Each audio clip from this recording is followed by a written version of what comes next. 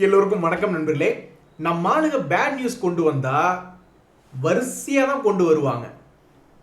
அதாவது first bad news, யாருமே சம்பாதிக்க கூடாதுன்னு இன்னைக்கு மிக முக்கியமான வீக்லி எக்ஸ்பைரி நம்ம சென்செக்ஸ்க்கு அன்னைக்குன்னு பார்த்து மார்க்கெட்டை ஃப்ளாட்டாக முடிச்சு வச்சிருக்காங்க. இதனால் பல பேர்த்துக்கு நம்பிக்கையாக ஒரு 500 பாயிண்ட் 1000 பாயிண்ட் முன்ன பின்ன ஃப்ளக்சுவேஷன் வந்தால் பெருசாக சம்பாதிச்சிடலாம் நினச்சிக்கிட்டு இருந்திருப்பாங்க. இன்னைக்கு அவங்களுடைய பணம் எல்லாமே இன்னைக்கு வந்து கும்பாதான்.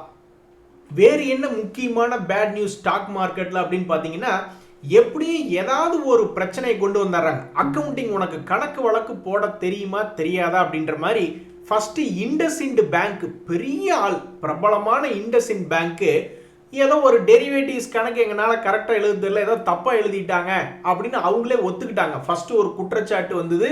குற்றச்சாட்டை ஆராய்ச்சி செஞ்சு பார்த்து எஸ் நாங்கள் ஏதோ கணக்கு வழக்கு தப்பாக பண்ணிட்டோம், அதை கரெக்ட் பண்ணுறோன்னு சொல்லி அது ஒரு தடவை கணக்கு வழக்கு தப்புன்னு சொல்லி பிரச்சனையாச்சு ஸ்டாக் மார்க்கெட்டில்.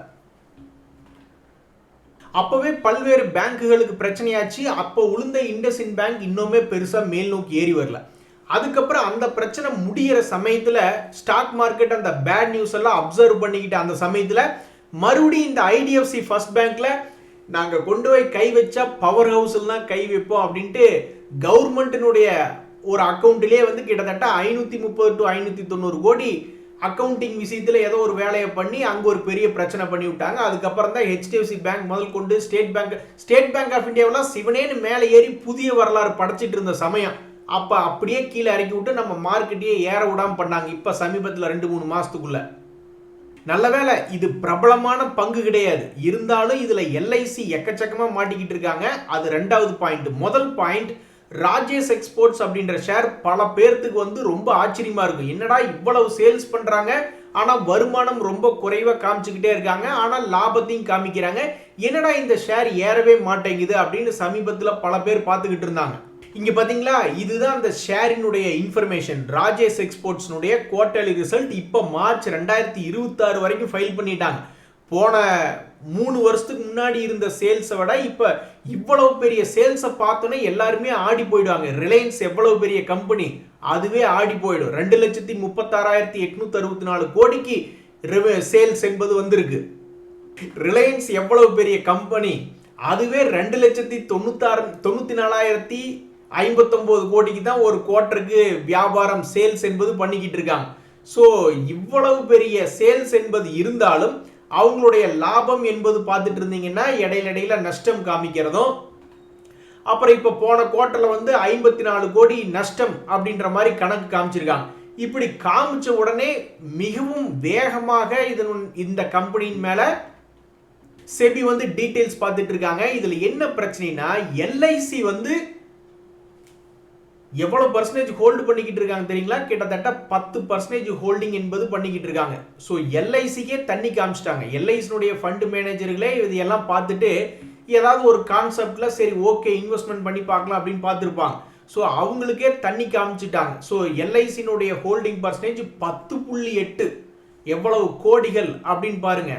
ஆல்மோஸ்ட் 770 கோடி பணம் என்பது இந்த பங்குல போட்டிருக்காங்க. இவங்க மட்டுமா, எத்தனையோ பேர் வந்து பணம் போட்டிருப்பாங்க. எதை வச்சு? இந்த மாதிரி அக்கவுண்டிங் டேட்டாயில வச்சுக்கிட்டு.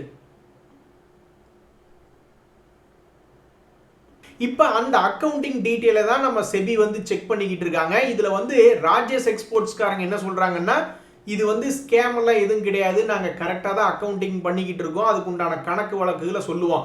சப்போஸ் இந்தியாவுடைய ஆபரேஷன் டீடைல்ஸ் எல்லாம் மிக எளிமையா சொல்லிடுவாங்க. இதுவே வேற ஏதாவது ஒரு உதாரணத்துக்கு ஸ்விஸ்ல வந்து அவங்களுக்கு ஒரு ஆபரேஷன்ஸ் இருக்குன்னு வச்சுங்களேன், அதுக்கு உண்டான டீடைல் அவங்க அங்கிருந்து இங்க கொண்டு வந்து கரெக்டா ஃபுல் கிளாரிட்டியில கொடுக்கலன்னு வச்சுங்களேன், அப்ப இதெல்லாம் என்ன ஆகும்? டிலே ஆகும்.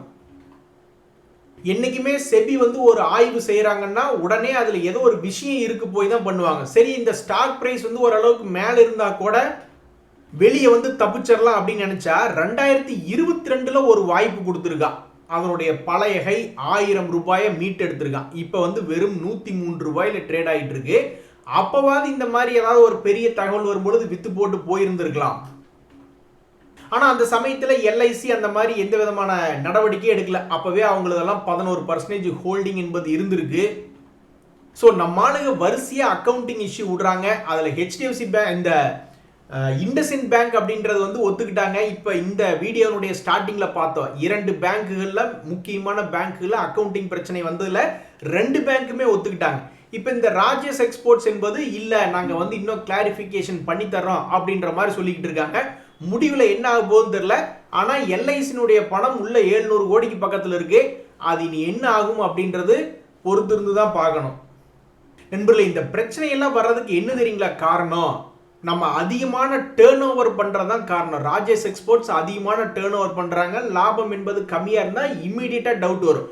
அது கம்பெனின்னு இல்ல, நீங்களே ஒரு தனிநபர் பெங்களூரை சேர்ந்த ஒருத்தர் என்ன பண்ணி வச்சிருக்காருன்னா, கிரிப்டோ ட்ரேடிங்ல கிட்டத்தட்ட 47 லட்சம் ரூபாய் பக்கத்துல டிரான்சாக்ஷன்ஸ் பண்ணியிருக்காரு, டேர்ன் ஓவர் பண்ணியிருக்காரு. கடைசியில பார்த்தா இவர் என்ன பண்ணியிருக்காரு, 4150 ரூபா தாங்க லாபம் அப்படின்னு இன்கம் டாக்ஸ்ல ஃபைல் பண்ணியிருக்காரு. இன்கம் டாக்ஸ் வெப்சைட்ல அவங்களுடைய சாஃப்ட்வேர்ல உடனே சந்தேகம் கிரியேட் ஆகுது. அது என்ன 47 லட்சம் ரூபாய்க்கு டேர்ன் ஓவர் பண்ணிட்டு வெறும் 4000 ரூபாய்ன்ற மாதிரி ரிப்போர்ட் இருக்கு அப்படின்ற மாதிரி அவங்களுடைய ட்ரிகர் மெக்கானிசம்ல போட்டு தள்ளியிருக்காங்க. 47 லட்சம் ரூபாய்க்கும் டாக்ஸ் நோட்டீஸ் என்பது அனுப்பிச்சிருக்காங்க. அவர் மனுஷன் பயந்துட்டாரு, பெங்களூரை சேர்ந்தவர். உடனே ஒரு டாக்ஸ் எக்ஸ்பர்ட்ட போயிட்டு அதை அந்த அக்கௌண்ட்டை ஹேண்டில் பண்ணிக்கிட்டு இருக்காரு. ஸோ என்னைக்குமே நீங்கள் டாக்ஸ் ஃபைல் பண்ணும்போது நீங்கள் ஒரு பெரிய ஆள் ஆயிட்டீங்க, லெஜண்ட் ஆயிட்டீங்க. 10 லட்சத்துக்கு மேலே வருமானம் வருது, 20 லட்சத்துக்கு மேலே வருமானம் வருதுன்னா ஒரு டாக்ஸ் ப்ரொஃபஷனல், ஒரு சார்ட்டர்ட் அக்கௌண்டன்ட் மூலியமாக நீங்கள் டாக்ஸ் ஃபைல் பண்ணுறது ரொம்ப நல்ல விஷயம். ஸோ நீங்கள் ஒரு இண்டிவிஜுவலாக இருந்தீங்கனாலும் உங்களுக்கு இதே தான். அவங்க ராஜேஷ் எக்ஸ்போர்ட்ஸ் அதிகமான டிரான்சாக்ஷன்ஸ் காமிச்சிட்டு லாபம் கம்மியாக காமிச்சிருக்காங்க. அவங்களுக்கும் அது என்னென்ன ஐடென்டிஃபை பண்ணுறதுக்காக அண்டர்ஸ்டாண்டிங் பண்ணுறதுக்கு செபி வந்து அவங்களுடைய லென்ஸ், அவங்களுடைய பார்வை அது மேலே திருப்பி இருக்காங்க. நீங்களும் கோடிக்கணக்கில் டிரான்சாக்ஷன் பண்ணிட்டு டாக்ஸ் ஃபைல் பண்ணல, அல்லது ஃபைல் பண்ற டாக்ஸையே தப்பா பண்றீங்கன்னா என்னைக்கு வேணாலும் சிக்கல்கள் என்பது வரலாம். ஸோ இதுதான் 2 விஷயம் நண்பர்களே. ஏன் பெங்களூருக்காரருக்கு கிரிப்டோ ட்ரேடிங் பண்ணதுக்கு வெறும் 4000 ரூபாய் லாபம் தான், ஆனால் 47 லட்சம் ரூபாய்க்கு உண்டான டாக்ஸ் நோட்டீஸ் வந்ததுக்கு இதுதான் காரணம். ராஜேஷ் எக்ஸ்போர்ட்ஸ் மேல செபி ஆராய்ச்சி பண்றதுக்கும் இதுதான் காரணம். என்னடா டேர்ன் ஓவர் இவ்வளவு வருது ஆனா வருமானம் வரலையே அப்படின்ட்டு. ஸோ எல்ஐசி இதுல எப்படி போய் இன்வெஸ்ட்மெண்ட், எந்த ஒரு ஃபண்ட் மேனேஜர் அல்லது எந்த சேர்மன் இந்த மாதிரி இது மேல ஒரு இன்வெஸ்ட்மெண்ட் டெசிஷன் எடுக்கிறாங்க, எதை பேஸ் பண்ணி அப்படின்னு பார்த்தோம்னா அவங்களும் அக்கௌண்டிங் ரிப்போர்ட்ஸை பார்த்து தான் பண்றாங்க. பட் அந்த அக்கௌண்டிங் ரிப்போர்ட்ஸை இப்போ கேள்விக்குறியாகும் பொழுதுதான் பல்வேறு பிரச்சனைகள் என்பது வருது. ஸோ இதுதாங்க நண்பர்களே மார்க்கெட்டில் போய்கிட்டு இருக்கக்கூடிய பெரிய பிரச்சனை. எப்படியோ நிறைய பேர்லாம் இதில் போய் மாட்டியிருக்க மாட்டாங்க. பட் ஏன்னா இந்த பிரச்சனைகள் இது பெரிய அளவில் சரிவடையும் பொழுதே நிறைய பேர் வெளியே வந்திருப்பாங்க. இனி இந்த பிரச்சனைக்கு உண்டான தீர்வு இந்த ஸ்டாக்ல மாட்டிருக்கிறவங்களுக்கு மட்டும் இல்லை, எல்ஐசிக்குமே இது ஒரு சுவாரஸ்யமான சம்பவமாக தான் போய்கிட்டு இருக்க போகுது. நண்பர்களே, எப்படியோ கடைசி இன்னைக்கு ஒரு சந்தோஷமான விஷயம் என்னன்னா, குரூட் ஆயில் கொஞ்சம் இறங்கிட்டு வருது. குரூட் ஆயில் கொஞ்சம் இறங்கிட்டு வருது அப்படின்னாவே சம்திங் இஸ் குக்கிங். ஏதாவது டீல் கீது போடுறாங்களா, அல்லது ஏதாவது ஒரு பெரிய அளவில் சண்டை நிறுத்திட்டாங்களா? ஏன்னா இப்போ சமீபத்தில் பயங்கரமான சண்டை, குவைத்தினுடைய ஏர்போர்ட் மேலையெல்லாம் குண்டை போட்டு விட்டாங்க. அதுக்கப்புறம் அப்படியே கொஞ்சம் லேஸ் வாக்கில் எல்லாம் அமைதியாக இருக்காங்களா அப்படின்ற மாதிரியான அர்த்தம். ஸோ நம்ம நாட்டுக்கு ஒரே ஒரு உருப்படியான செய்தி இப்போ என்னன்னா, குரூட் ஆயிலினுடைய விலை இன்று கொஞ்சம் இறங்கு முகமாக இருக்கிறது.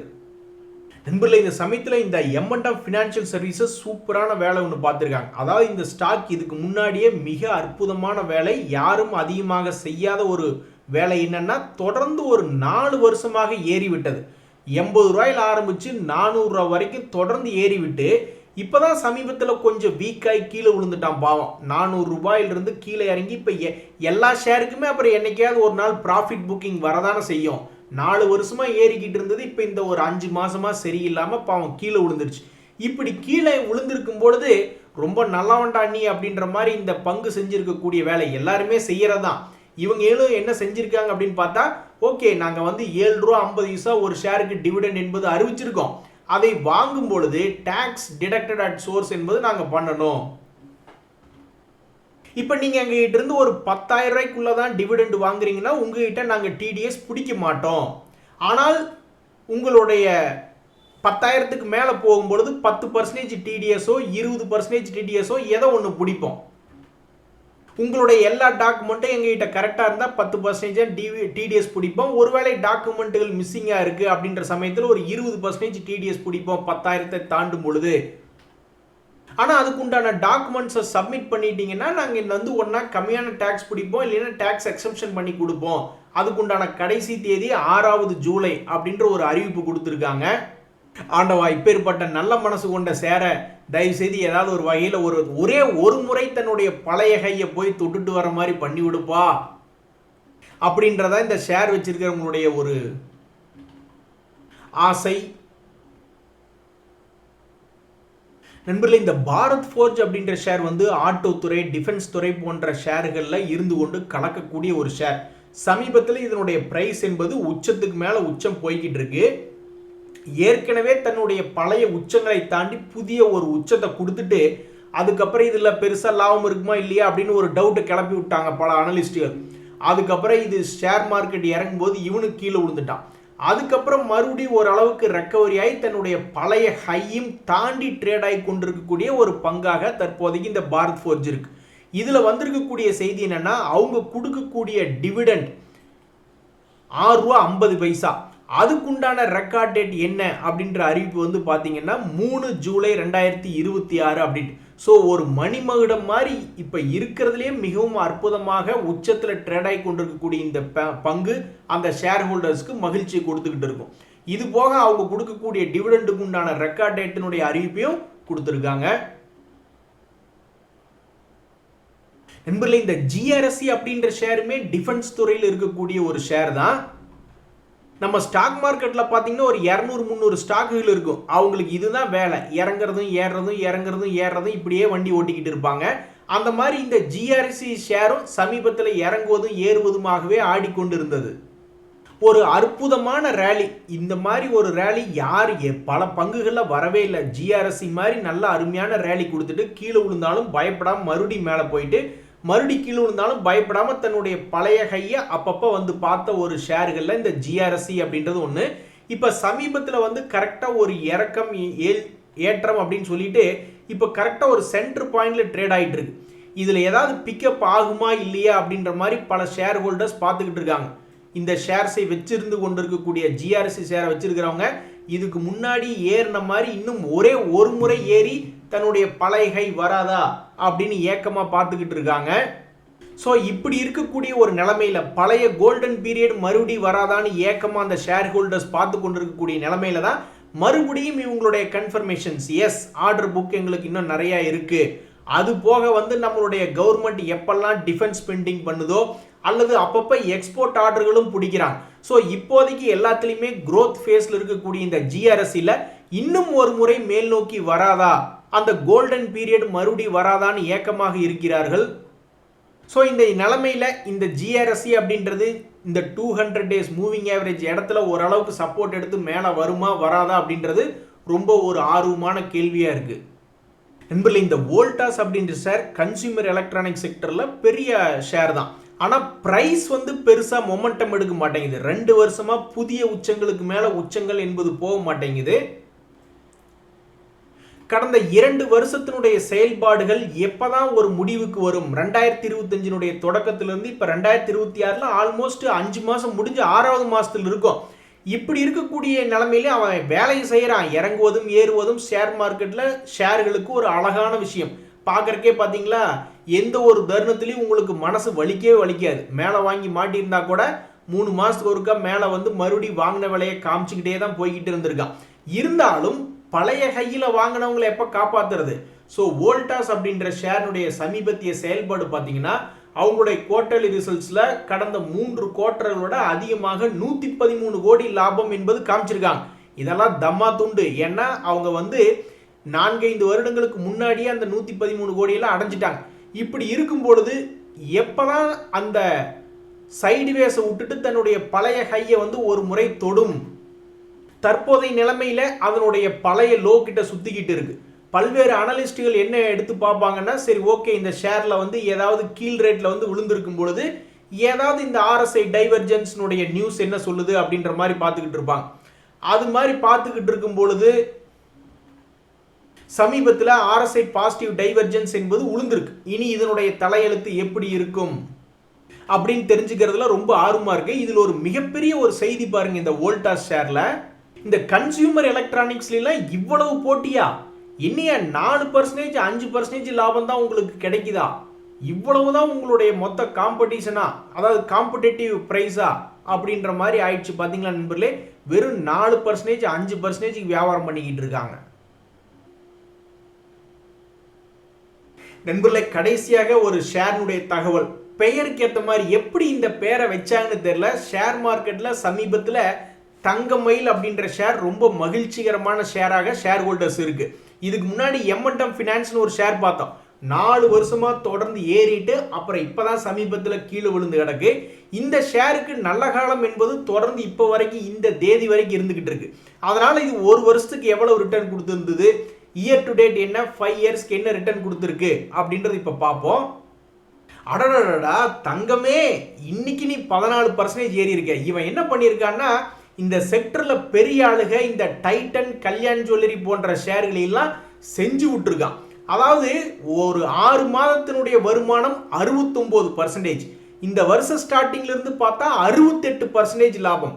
ஒரு வருஷத்துக்கு பார்த்தா 185. ஒரு 10 பவுனுக்கு வாங்கறதுக்கு பொதுவா இதே இந்த கம்பெனியே வாங்கியிருந்தா இந்நேரம் 30 பவுனாக மாறின மாதிரி கணக்கு. 10 பவுன் 30 பவுனாக மாறின மாதிரி ஒரு கணக்கு.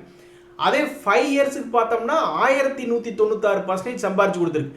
இப்போ நாம போயிட்டு சமீபத்தில் இந்த டைட்டன், இந்த செக்டர்னுடைய பெரிய ஆள் டைட்டன், கல்யாண் ஜுவல்லரி ரெண்டையும் எடுத்து பார்த்தோம்னு வச்சுங்களேன், இவ்வளவு பெரிய வருமானம் என்பது பண்ணி தரல. இப்பதான் நம்ம நியூஸ் பார்த்துக்கிட்டு இருந்தோம். இதெல்லாம் ஒரு வருஷத்துக்கு 34% இறங்கி கிடக்கு.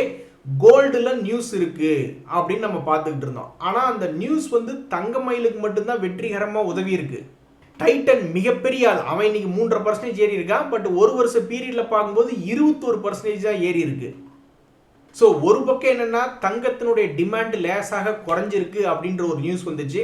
ஸோ எப்படியோ தங்கத்தை சம்பந்தப்படுத்தி நியூஸ் என்பது ஓடிக்கொண்டே இருந்தது. அந்த விஷயத்துல மிகப்பெரிய ஒரு லாபத்தை கொடுத்தது தங்கமயில் தான். சரி நண்பர்களே, இவங்களுக்கு இதே வேலை தான். எவனாவது ஒருத்தன் ஏதாவது ஒரு அக்கௌண்டிங்ல ஏதாவது ஒரு அண்டர்ஸ்டாண்டிங்ல அக்கௌண்டிங் பண்ணிடுறானுங்க.